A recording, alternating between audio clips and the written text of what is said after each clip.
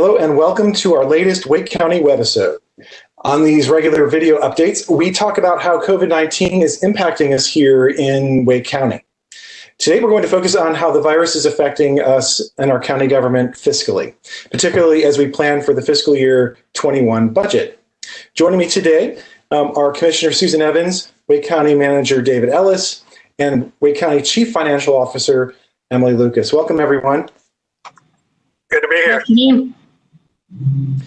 Commissioner Evans, because of COVID-19, our conversations about the FY21 budget have really changed over the last few months, haven't they? Wow, absolutely. You know, we never dreamed during our board retreat back in January that we'd be dealing with significant changes to our financial landscape today. You know, before COVID-19, the housing market was booming, the economy was strong, unemployment was low. Now we have businesses who've had to lay off employees, and some have even shut their doors completely. We've seen festivals canceled, weddings on hold. All of that's had a ripple effect back to the county in terms of reduced revenues. Yeah, that's exactly right. And although the county's in the process of reopening, the restrictions put in place this spring to help slow the spread of the virus have significantly impacted our revenues. So, Manager Ellis, can you share with us where we're seeing those funding gaps? Sure. We're seeing funding gaps in three main areas. And let's start with our largest revenue source, the property tax. We're expecting lower property tax revenue growth in FY21 because we predict fewer people will buy cars and lower collections on property tax bills. Building and development are down due to COVID-19, which means permit applications are down also. We project this trend will reduce revenues by $4.5 million in FY21. And lastly, the biggest impact we're facing is from sales tax. With restaurants, salons, gyms, and many retail stores forced to close for so long, sales tax revenue are way down. We think it will take a while to turn that trend around, which is why we're predicting a $42 million revenue reduction from sales tax in FY21. Oh my, that isn't going to be an easy financial hole to fill. Ms. Lucas, are any of the CARES Act dollars available to bridge our funding gap for the upcoming fiscal year, which I believe adds up to almost $29 million? You're correct, Commissioner Evans. Our fiscal year 21 budget shortfall totals nearly $29 million. The Federal CARES Act provides us with funding to defray the cost of our emergency response to COVID-19.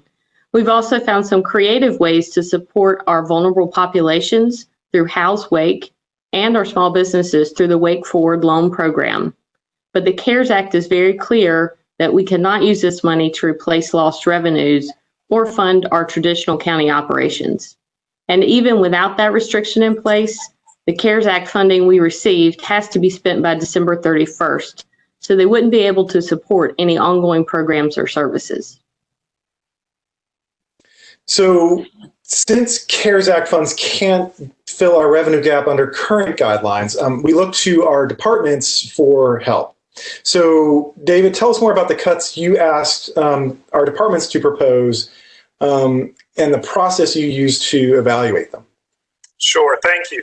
We asked every department in the county to present a 7% cut to its operating budget for FY21. The results were different in every department. Some recommended cutting contracts, eliminating professional development, and scaling back programs. Others included cutting positions.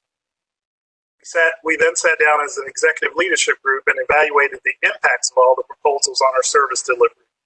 Some were acceptable, others are not. With the help of Emily and her team, we were able to create a budget recommendation for FY21 that addressed our revenue shortfall without a property tax increase. I presented it to the board on May 18th of this year. Now that recommendation by the manager is in the board's hands. We've held a budget work session with the school board. We've also listened to public comments on the budget, and we're getting emails daily with lots of feedback. Ms. Lucas, can you remind us of the next steps in our budget process? Sure. Staff is scheduled to bring the recommended budget before the board's consideration on June 15th at 2 p.m. It will be a virtual meeting in the interest of health and safety, so everyone who's interested can watch the discussion live. Leading up to that date, county staff continues to answer any questions you and your fellow commissioners have about the manager's proposed budget, so you can feel prepared to make a vote on the 15th. Well, there you have it. Thank you, Commissioner Evans, Manager Ellis, and Ms. Lucas for joining us today to give us a better understanding of the effects of COVID-19 on our budget picture for the year ahead.